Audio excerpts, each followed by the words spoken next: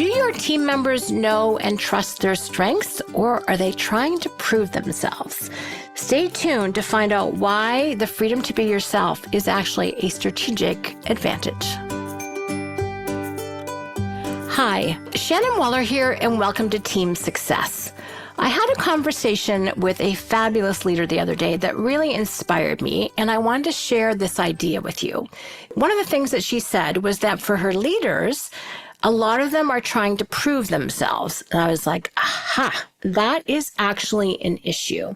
And you wouldn't think so, because someone trying to prove themselves, often we take it to mean that they're going to work hard, they're going to be striving, which, by the way, is fabulous. You definitely want that from your people, that they are going to be, again, working really, really hard and trying to be successful. What could possibly go wrong?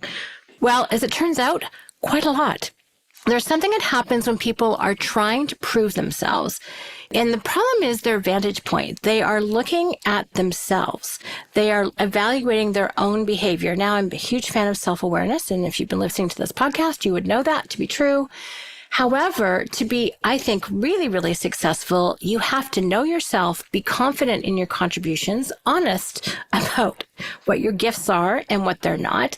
And instead of being focused on yourself, you need to be focused on the results that you are trying to accomplish and your teammates with whom you are working. It is the attention outside of yourself that is far more valuable and far more productive in terms of producing effective action than focusing on trying to prove yourself. People go into the gap. They're measuring themselves against an ideal. The amount of head trash that people have when they are trying to prove themselves is brutal. And you know this. You know this for yourself when you haven't been confident whether or not you're capable of doing something yet. You're focused on you.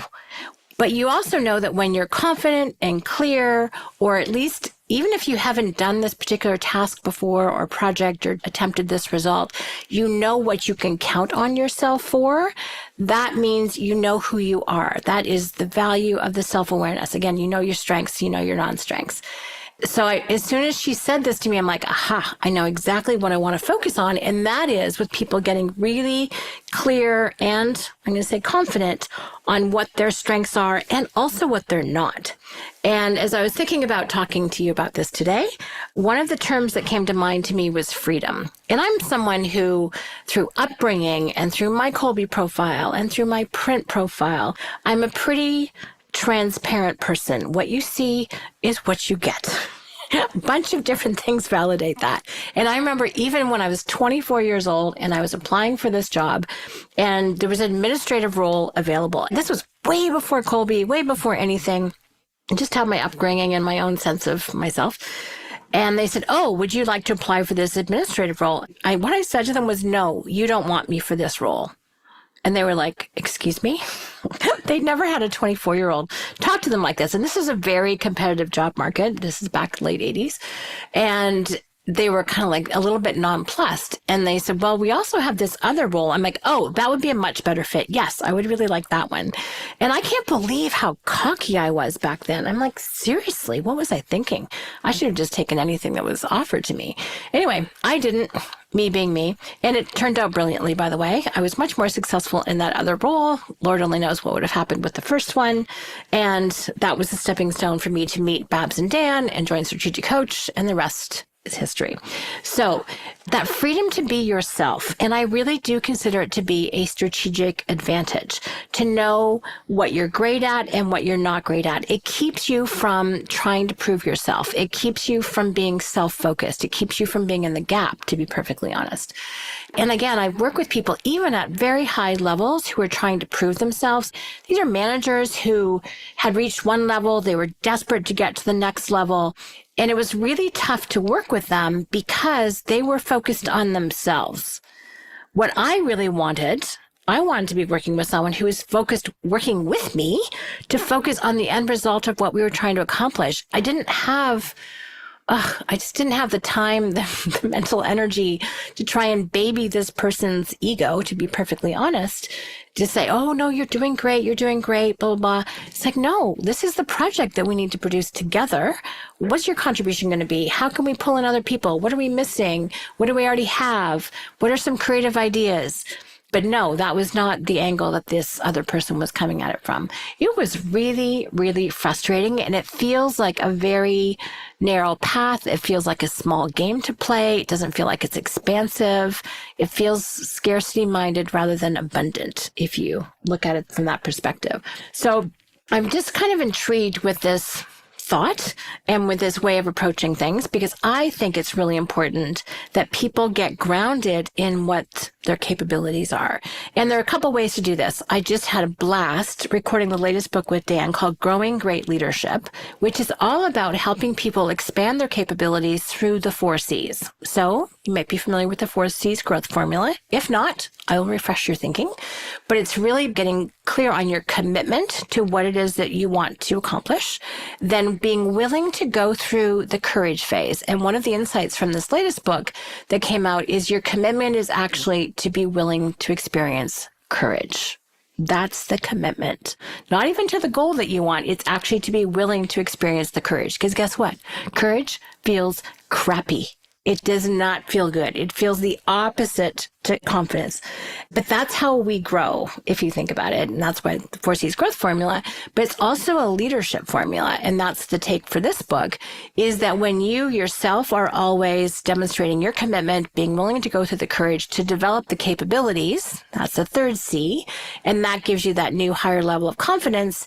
And then us being us, we just do it all over again. And we make the commitment and scare ourselves all over again at another level and develop the capabilities and then the confidence. So when you're doing this as a leader, you are demonstrating that. And that's what's really necessary, as Dan puts out, in this much more network world. We're no longer in a hierarchical, pyramidal structure. Yes, they still exist here and there, but honestly, in our entrepreneurial companies, it's much more networks. And we need our networks to grow. Each node in it, each person, each team, each capability needs to be constantly getting better. How does that happen? Through the 4 C's, through constantly growing our commitment, our courage, our capability, and our confidence. That's how your company expands. So that's one way. And my other way of growing is to lean hard into my strengths, which is, again, why I'm such a fan of all the profiles, because it's a shortcut. It gives language to those things that we know instinctually, we know intuitively, we know through experience. We throw ourselves at life. Some things we do work brilliantly, some things not so much. And there's incredible freedom to be able to say, hey, you can count on me for this. I will promise you I will deliver. I've got a ton of experience to back it up. Yes, I love doing this. I can't wait. And then also the freedom to go, no, you do not want me for this. I suck. It's terrible. And I could try, and I'm a smart person, all the things, but frankly, that was not factory installed. And that honesty, as I was saying earlier, that's where the freedom comes in. Everyone I've personally hired and really went on to have great working relationships with has had that level of self-honesty and self-awareness about what their strengths were and what they weren't. And the thing that is cool about profiles, as I mentioned, is that they just give you that language really, really quickly, that shortcut. Otherwise, it can take a while to get to know somebody. And when you've got validated instruments like Clifton Strengths, like Colby, like Print, DISC is another one that's great. Working Genius. I love Working Genius. So useful for teamwork.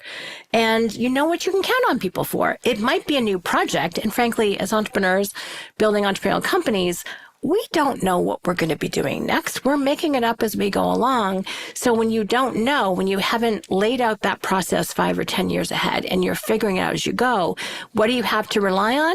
Your capabilities, your strengths, your talents, your God-given gifts. However you articulate that, that's what it is that you have to lean on. I'm a 9 in Quick Start. 3295 is my Colby profile. And I throw myself into unknown situations on a regular basis. But I have so much confidence in my Quick Start, and I know my stuff. You know, I'm not unprepared, but do I know exactly how I'm going to set out something at the beginning? Do I know exactly what stories I'm going to tell? Nope, I do not, because I'm also very present and I'm able to read my audience and I bring out the most useful, relevant information that I have in that moment. Now, that prescription for some people is absolutely terrifying and that might not be your success strategy, but I know if I were to predict what I was going to do too far in advance, we'll put it this way, I'm stale, I'm boring, and not interesting. Not who I want to be as a presenter and a speaker. So each of us has our own personal success formula as a combination of all of the different elements of ourselves, our own experience, our strengths, our talents, our intelligence, our hearts, you name it, that's how it goes. Again, that's partly why I am so adamant about know thyself. And that's kind of my first step for any type of success as an entrepreneurial team member, as an entrepreneurial team leader, is you have to know your own composition. You have to know your own strengths. And you also have to know your own weaknesses / non-strengths, however you want to say that, because then that makes you more open-minded. You are someone then who can be curious. You can be curious about yourself, and then you can be curious about other people. It's like, oh, I know people can count on me for this, but I'm not good for that. Who knows how to do that? This is where who, not how comes from, right? And so that ability to just have that freedom is huge. And I have to tell you, for me, it means that people who can talk like this and who are self-aware are so much more trustworthy than someone who tells me, oh, I can do anything, or who tells me I can do nothing. I'm like, well, neither of those is true. So you clearly are clueless about yourself, right? You're either boastful and arrogant, or you're completely unaware, neither of which I love.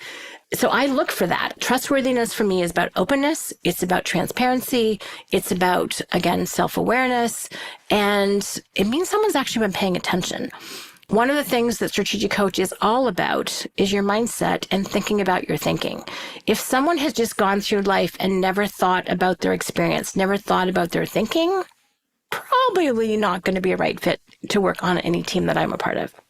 And I would hazard to guess that you would say the same thing.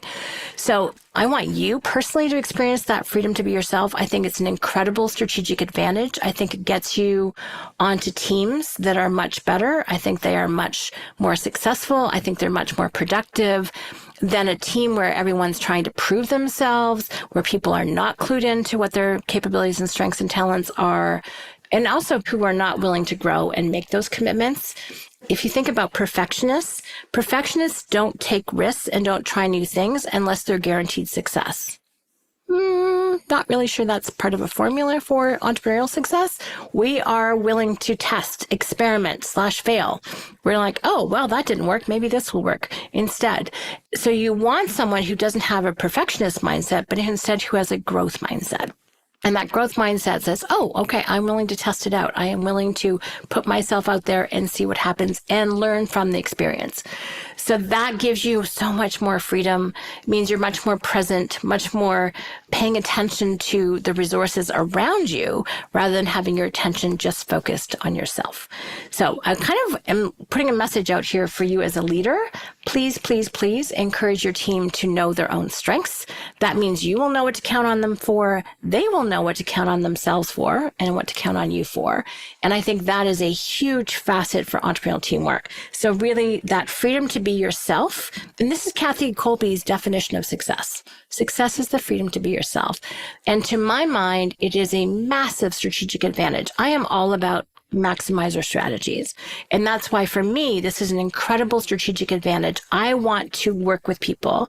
And the older I get, the more adamant about this I get, where people are at this level of capability and awareness. And everyone I work with, I try and bring them up to that level. Because that to me is where the game gets fun. That's where the playing field is comprised of unique ability. I was going to say it's more equal, but it's not. But it's equal in that everyone's aware of what their uniqueness is, if that makes sense. And that's where we can create magic together. That's where it gets fun. This is where people are leaning into how they can be even more themselves and better rather than them trying to be somebody else, which is kind of fruitless task anyway. So just wanted to share this thinking with you because I love the fact that freedom to be yourself can be a strategic advantage, not just a nice to have. And I think there's some real costs to pay attention to when people are trying to prove themselves because, again, their attention is in the wrong direction. It's inner focused rather than outer focused. And that's where we need people focused outward. What are we trying to accomplish? Who's got complementary talents and strengths to bring to bear? Let's go. Anything else is going to get in your way. Thank you so much for listening. I hope you find this interesting and thought-provoking. Any comments, please let me know at questions@strategiccoach.com. And as always, here's to your team success.